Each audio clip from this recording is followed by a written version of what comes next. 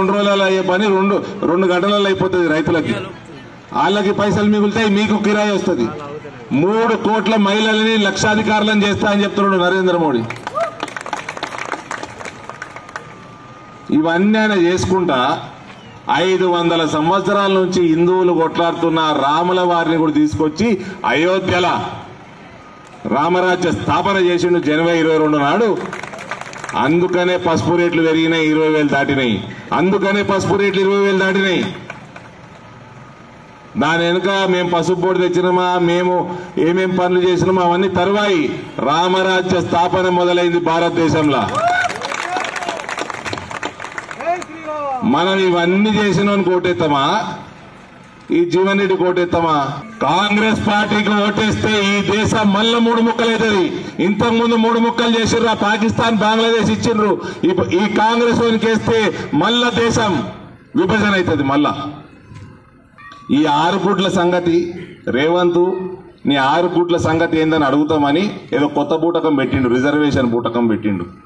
నరేంద్ర మోడీ మొన్న చెప్పిండు జైరాబాద్లా, నరేంద్ర మోడీ పానం ఉన్నంత వరకు ఎస్సీ ఎస్టీ బీసీల రిజర్వేషన్ తీసేసి ఇచ్చేదే లేదని చెప్పిండు. వాళ్ళ రిజర్వేషన్ తక్కువ కానీ అన్నాడు ఆయన బతుకున్నంత కాలం. వీళ్ళు ఎంత పెద్ద దుర్మార్గులు ముస్లింలు కనబడుతున్నారు. నాకు ఇక్కడ మహిళలు చెప్తా ఉన్నా, आपके लिए अपने कॉन्स्टिट्यूशन में रिलीजियस तौर पर रिजर्वेशन देने नहीं देता हिंदुस्तान का संविधान. इसलिए नरेंद्र मोदी क्या किए, इकोनॉमिकली वीकर सेक्शन जो इकोनॉमिकली पीछे है वो रेड्डी भी हो सकता है, वो आर्य वैश्य भी हो सकता है, वो ब्राह्मण भी हो सकता है, वो मुसलमान भी हो सकता है. जो गरीब है उनको 10% रिजर्वेशन लागू करे.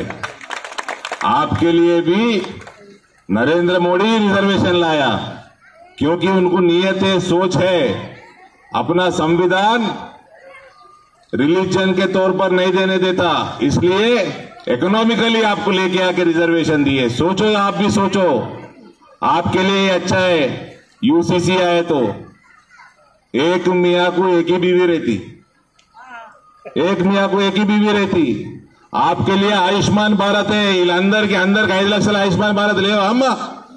వైట్ రేషన్ కార్డు ఉంటే 30 హాస్పిటల్ నిజామాబాద్ జిల్లాలో ఉన్నాయి, జగిత్యాల జిల్లాలో కూడా ఉన్నాయి. ఆ హాస్పిటల్ పోయి మీరు ఇలాజ్ చేయించుకుంటే 5 లక్షల రూపాయలు నరేంద్ర మోడీ కడుతున్నాడు ఇలాజ్కి.